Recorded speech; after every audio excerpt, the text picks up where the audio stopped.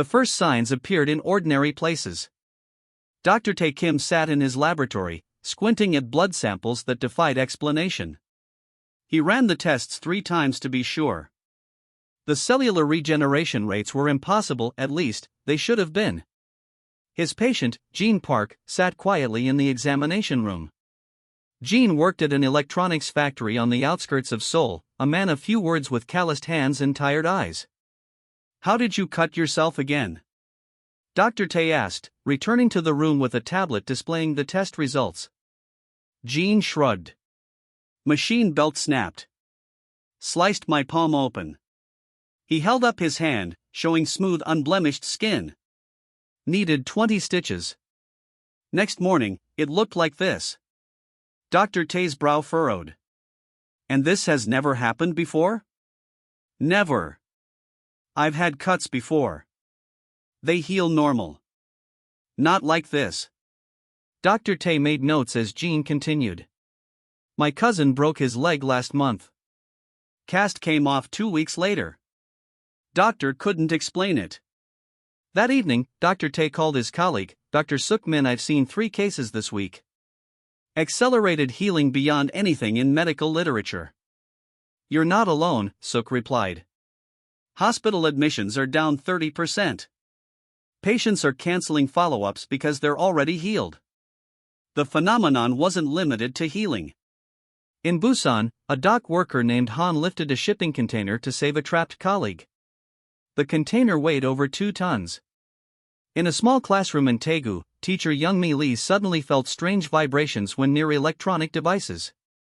She could sense power lines through walls and detect cell phones before they rang. News channels first treated these as isolated incidents, human interest stories at the end of broadcasts. Then the cases multiplied. Dae-sun, a university student with no gift for languages, woke up understanding conversations in Russian, Arabic, and Mandarin while walking through a busy shopping district. By evening, he could respond fluently in each. Emergency government meetings were called. Scientists gathered data. Religious leaders offered conflicting interpretations. Stock markets fluctuated wildly as pharmaceutical companies crashed and biotech firms soared. Dr. Tae was appointed to the hastily formed Mutation Research Center. Labs were established in converted government buildings. Jean and others with confirmed mutations were invited, some said compelled, to participate in studies. "We're tracking approximately 50 distinct mutation types," Dr. Tae explained during a briefing. "Roughly 3% of the population shows some form of enhancement. The number increases daily." President Moon addressed the nation. "We face an unprecedented situation. We must remain calm and united. These changes appear beneficial, not harmful." Not everyone agreed. Protesters gathered outside the research center. Some held signs declaring the mutations divine gifts. Others warned of humanity's corruption. Police separated the groups as tensions rose. Inside the facility, Jean sat with 5 others in a common room. Han, the dock worker with super strength, folded origami with delicate precision. Youngmi meditated, practicing control over her electromagnetic sensitivity. Dae conversed with researchers in multiple languages, translating complex scientific terms effortlessly. "Why us?" Jean asked. No one had answers. That night, Jean couldn't sleep. He stood at the window, looking at the city lights. A nurse entered with medication. "Does it bother you?" she asked. "Being different?" Jean considered the question. "I was nobody before. Factory worker. Now scientists ask my opinion. Politicians want to meet me." He smiled slightly. "Different isn't bad." The next morning, reports came from Japan, China, Russia, Europe, and the Americas. The mutations were global. No pattern by race, age, or geography emerged. A child in Brazil could suddenly perform complex mathematics.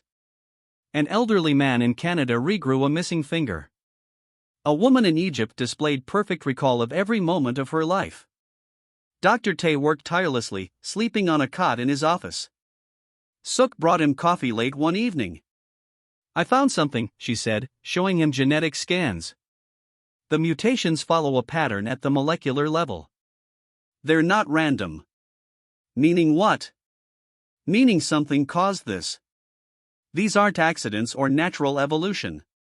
Before Dr. Tay could respond, an aide burst into the room. Turn on the news. The broadcast showed live footage from 12 major cities worldwide. Massive objects hovered above each, silent, geometrically perfect, undeniably alien. In the research center, Jean felt a strange sensation, like recognition. Youngmi gasped as new electromagnetic signals unlike anything on Earth flooded her senses. Day suddenly understood words in a language he'd never heard. Dr. Tay's phone rang. The president needed him immediately. Bring the special cases, the voice ordered. The visitors are asking for them specifically. Jean looked out the window at the ship now visible above Seoul. I think we're about to get answers, he said quietly. Jean stood with the other mutated humans in the hastily prepared meeting room. Government officials rushed around them, straightening decorations and checking security. Through the large windows, he could see the alien ship hanging above the city like a metal moon. Are you scared? Youngmi asked, standing beside him. Her fingers twitched as she sensed the unfamiliar energy patterns around them. Yes, Jean admitted. But also curious. Maybe they know why we changed. Armed soldiers lined the walls. President Moon entered with his advisors, including Dr. Tay. Their faces showed a mix of fear and excitement. The aliens call themselves the Galactic Coalition, the president explained. They've requested to meet those with mutations specifically. Be respectful, answer their questions, but share no sensitive information. Han crossed his arms. What counts as sensitive? We don't know yet, Dr. Tay admitted. A soft hum filled the air. The main doors slid open. Everyone held their breath. The aliens entered with smooth, graceful movements. They stood taller than humans, with slim bodies and skin that shifted colors like oil on water. 3 of them walked in first, followed by 2 others carrying devices. Day gasped softly. I understand them, he whispered. Their thoughts are like words in my head. The lead alien stepped forward. Its skin settled into a calm blue shade. When it spoke, the words came out in perfect Korean. We greet the people of Earth. I am Coordinator Elim of the Galactic Coalition. President Moon stepped forward and bowed slightly. Welcome to Earth. I am President Moon of South Korea, representing humanity alongside other world leaders joining us virtually. Screens around the room showed the faces of leaders from other nations, watching intently. The alien's gaze moved past the president to where Jean and the others stood. These are the variants? Jean felt the alien's eyes studying him, cool and analytical. Yes, Dr. Tay answered. These individuals represent those experiencing genetic mutations. Ambassador Q, appointed to lead diplomatic efforts, added, these are our citizens who have recently developed unusual abilities. The alien moved closer to the group. May I? It asked, holding up a small device. After a nod from the president, the alien passed the device over Jin's arm. It made a soft chirping sound. Fascinating, said Coordinator Elim. Natural development of variant genes. This is unprecedented. Jean found his voice. Do you know why this is happening to us? The alien paused before answering. We have monitored your world for centuries. Many species develop along predictable paths. Yours has taken an unexpected turn. Youngmi stepped forward. There are others like us out there? Other aliens with abilities? There are species with unique adaptations, yes. But they develop over millennia through natural selection or deliberate genetic engineering. Your changes appear spontaneous and rapid. One of the other aliens whispered something to Coordinator Elim. Day tilted his head, listening. What did they say? Han asked him quietly. Something about containment protocols and council directives, Day whispered back. The meeting continued with formal exchanges and careful questions. The aliens explained they represented hundreds of species across the galaxy, united in exploration and trade.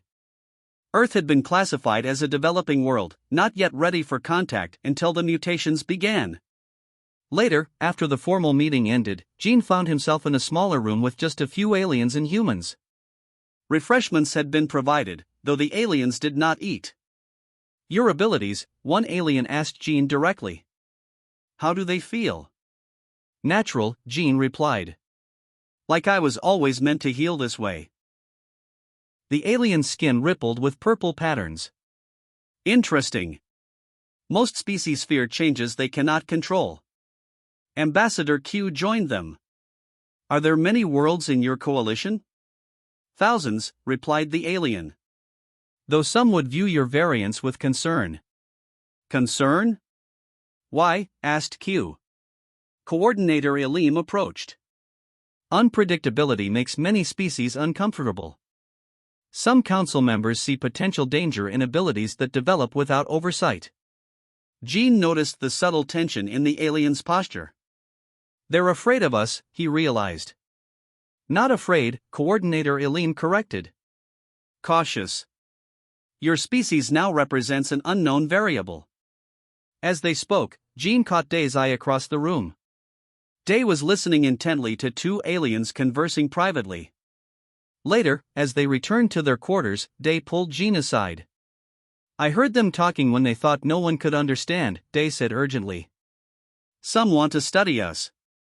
Others want to limit our development. They're divided about what to do with Earth." Dr. Tay joined them. "The president has approved initial diplomatic exchanges. Some of you will be invited to visit their station orbiting Earth." "Us? In space?" Young Mi asked, her eyes wide. "Yes. You'll be Earth's first ambassadors to the stars." Dr. Tay smiled, but it didn't reach his eyes. "I suggest you all rest well. Tomorrow, everything changes." Gene looked out the window at the alien ship. Something told him humanity's mutations were just the beginning of a much larger story. Gene pressed his hand against the curved window of Earth's first galactic embassy. The space station spun slowly, creating artificial gravity while offering spectacular views of alien ships coming and going. 3 months had passed since his first journey beyond Earth's atmosphere. "Still not used to it?" Young Mi asked, joining him at the window. "I don't think I ever will be," Gene admitted. All those stars. All those worlds. Below them stretched the vast structure of Galactic Central Station, a massive hub where ships from hundreds of worlds docked and traded. Beings of all shapes moved through the corridors, some with multiple limbs, others floating in atmosphere suits, many completely unlike anything from Earth's biology. "They're staring again," Young Mi said quietly, sensing the electromagnetic patterns of nearby aliens focusing on them. Gene nodded. Humans, especially those with mutations, attracted attention everywhere they went. Some aliens approached with curiosity, others kept their distance. Few treated them as equals. "Ambassador Q wants us in the main hall," Han said, approaching them. His powerful frame had become an asset in diplomatic security. "The Coalition Council is voting on our status today." The three made their way through corridors designed for multiple species. Signs in 20 alien languages floated in holographic displays. Day had learned most of them within weeks. In the Grand Assembly Hall, representatives from major coalition worlds sat in tiered sections. Ambassador Q stood at the speaking platform, his voice calm but firm. "Humanity comes in peace and seeks knowledge. We ask only for the same considerations given to other developing worlds." The Zal representative, a being with crystalline features, spoke next. "The rapid emergence of variant abilities in humans presents an unquantified risk. We propose genetic monitoring stations on Earth." Murmurs spread through the assembly. Gene understood the subtext. Monitoring meant control. Representative Hoon, another human diplomat, leaned toward Gene. "They've been taking this approach since we arrived. Fear disguised as concern." After the session, Gene followed Day through the lower levels of the station. Day's language abilities had made him essential for gathering information. The service workers talk freely around me, Day explained. They don't realize I understand their languages. There's a research facility in the restricted sector. They're studying human DNA samples. Jean frowned. Samples we provided for cultural exchange? And others they've collected without permission. They passed a viewport overlooking a medical bay. Jean stopped suddenly. Inside, he saw humans he didn't recognize connected to strange equipment. Who are they? He asked. Day's expression darkened. Crew members from Earth cargo ships. Officially listed as receiving medical care for space adaptation sickness. They're experimenting on them, Jean realized. That evening, Han returned to their quarters with bruised knuckles. What happened? Young Mi asked. Security incident. I caught technicians trying to collect skin samples from the Earth delegation's quarters. Han's voice was tight with anger. They're treating us like lab specimens. Jean paced the room. We need to tell Ambassador Q. He already knows, Han replied. He's walking a diplomatic tightrope. Push too hard, and Earth loses coalition protection. Many species are fascinated by our mutations, but others see us as a threat. The next day, Jean was summoned to meet with Coordinator Elim. The alien's skin rippled with thoughtful patterns as they walked through a garden designed to mimic Earth's ecology. Your ambassador speaks well, but fails to understand the larger context, Elim said. Evolution follows patterns across the galaxy. Species develop predictably over millions of years or through careful genetic engineering. Humans are changing rapidly, unpredictably. That frightens you, Jean observed. It concerns the Council. Some fear what humanity might become in a century. Others see potential allies with unique adaptations. Elim paused by a flowering plant. Some would prefer to limit your development before it progresses further. That's not their right, Jean said firmly. Rights are defined differently across the galaxy, Elim replied. Many believe the stability of thousands of worlds outweighs the autonomy of one. As Jean left the meeting, his communication device buzzed. Day had sent an encrypted message, meet me in Cargo Bay 7. Found something important. Jean found Day hiding behind shipping containers. Through a small window, they watched alien scientists examining data displays showing human DNA sequences. They've identified the mutation trigger markers, Day whispered. They're trying to develop suppressants. To stop new mutations? Or reverse existing ones? Jean felt cold anger building inside him. They want to change us back. Make us predictable again. There's more, Day said. I've been monitoring coalition military communications. There's increased activity at the outer defensive perimeter. Something has them worried, something besides us. Later that night, as Jean stared at the stars, young Mi joined him. What are you thinking? She asked. That we need to prepare, Jean replied. Earth is part of something bigger now, whether we're ready or not. As if responding to his words, alarms suddenly blared throughout the station. Emergency lights flashed. An announcement repeated in multiple languages. All personnel to designated security areas. Void Hunter vessels detected approaching coalition space. The emergency klaxons wailed as Jean raced through crowded corridors. Aliens of all species hurried to safety zones, some shoving past in panic. He finally reached the command center where coalition officers monitored massive holographic displays showing the approaching threat. What are Void Hunters? Jean asked Ambassador Q, who stood pale-faced beside the coalition supreme commander. The nightmare of the galaxy, the commander answered instead. His translator struggled with his clicking language. Organic ships that consume everything in their path. We've contained them for centuries in the outer reaches. The screen showed dark, irregular vessels moving in patterns unlike mechanical ships. They seemed to pulse and shift, more like living creatures than spacecraft.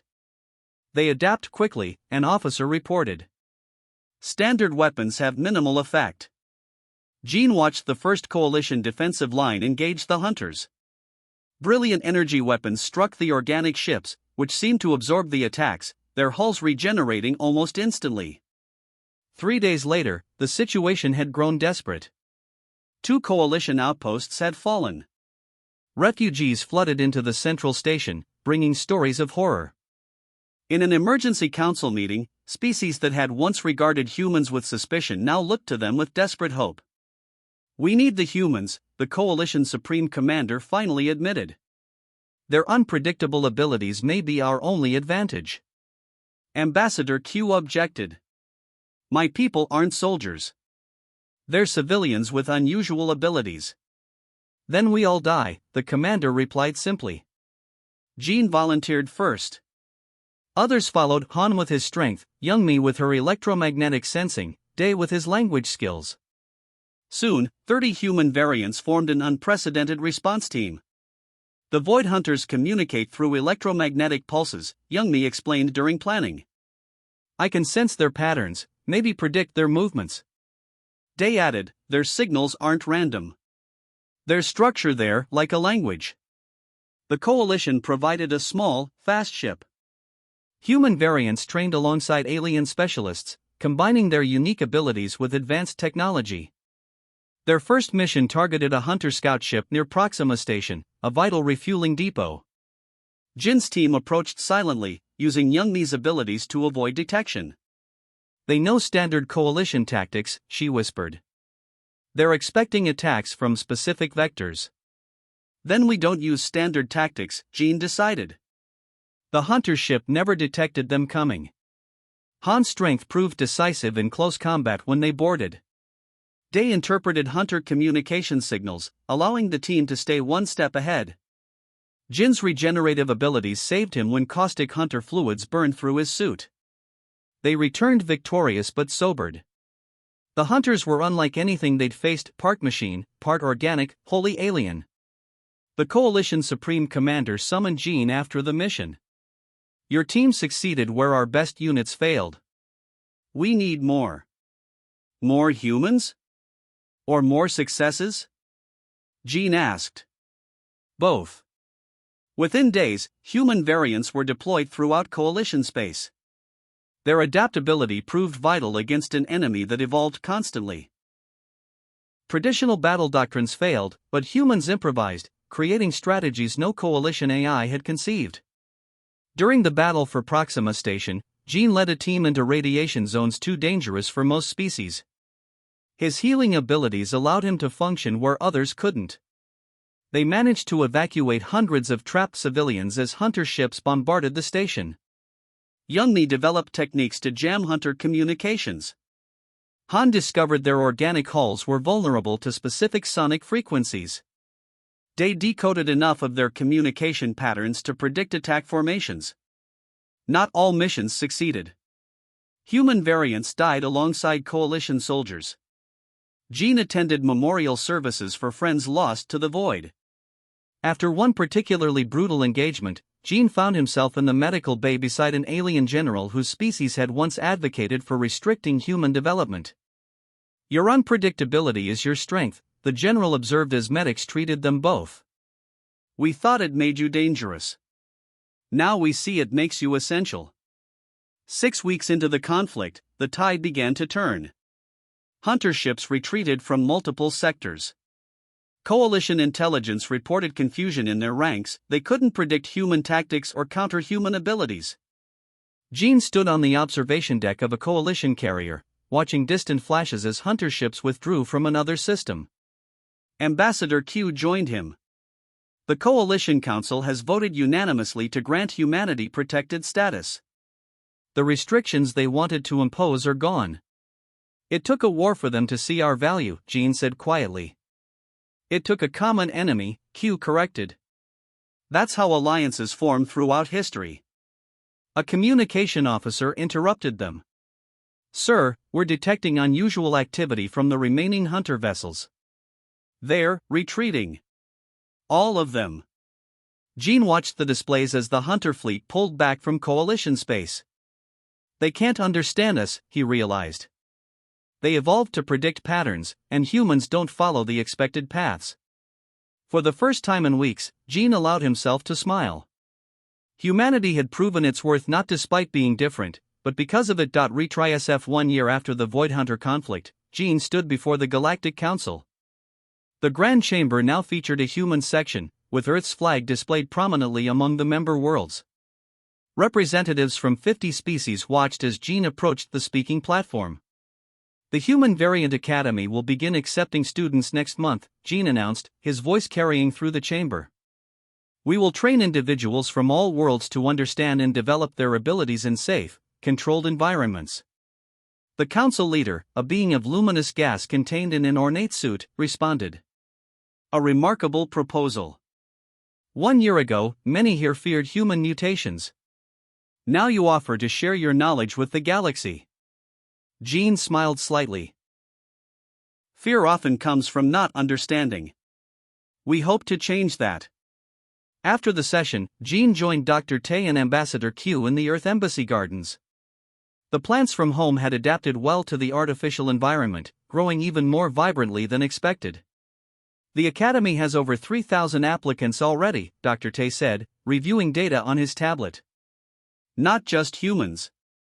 Several coalition species have discovered variant potentials in their own populations. Can they develop abilities like ours? Gene asked. Not exactly the same, Dr. Tay replied. But the research suggests our mutations activated dormant genetic pathways present in many species. We were simply the first to express them naturally. Ambassador Q poured tea for them. The medical benefits alone are transforming the galaxy. Youngmi's work on electromagnetic therapies has cured diseases affecting 12 species. Day's language processing techniques have revolutionized translation systems. Gene sipped his tea, remembering simpler days when he was just a factory worker with an unusual healing ability. And Han? Overseeing security for the new Earth fleet, Q said with pride. The Coalition has approved our first 5 deep space vessels. Later that day, Gene took a transport back to Earth. The journey that once seemed miraculous had become routine. As his shuttle descended toward Sol, he watched the changed landscape. Integration centers had been built to accommodate alien visitors. Research facilities studied the continuing mutations. Humanity was transforming in ways no one could have predicted. At the Mutation Research Center, now expanded into a sprawling campus, Gene met with Suk. She had become the leading expert on human genetic development. The mutations are accelerating, she explained, showing him the latest data. Children born in the last year show even more pronounced abilities than the first generation of variants. Gene followed her through a playground where children practiced their abilities under careful supervision. A 6-year-old girl manipulated small objects without touching them, her fingers glowing slightly. A boy of similar age communicated with birds that gathered around him. They're born with these abilities now, Suk said. No shock or adjustment period like we experienced. And the percentage of the population?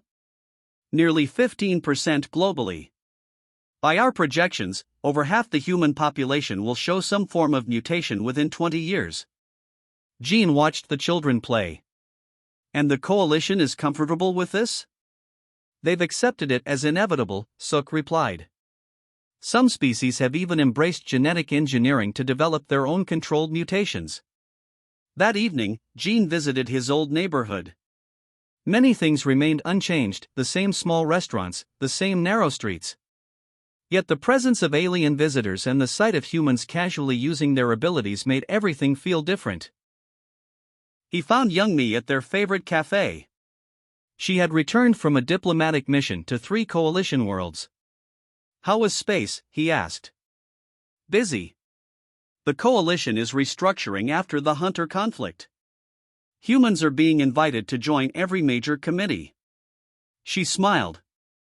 They value our perspective now. Our unpredictability has become an asset. As they talked, Gene noticed a group of children watching a small alien child attempt to use a human playground swing. The alien child struggled until a human girl approached, her hands glowing softly as she helped adjust the swing to better fit the alien's physiology. That's the future, Young Mi said, following his gaze. Not just tolerance, but true understanding.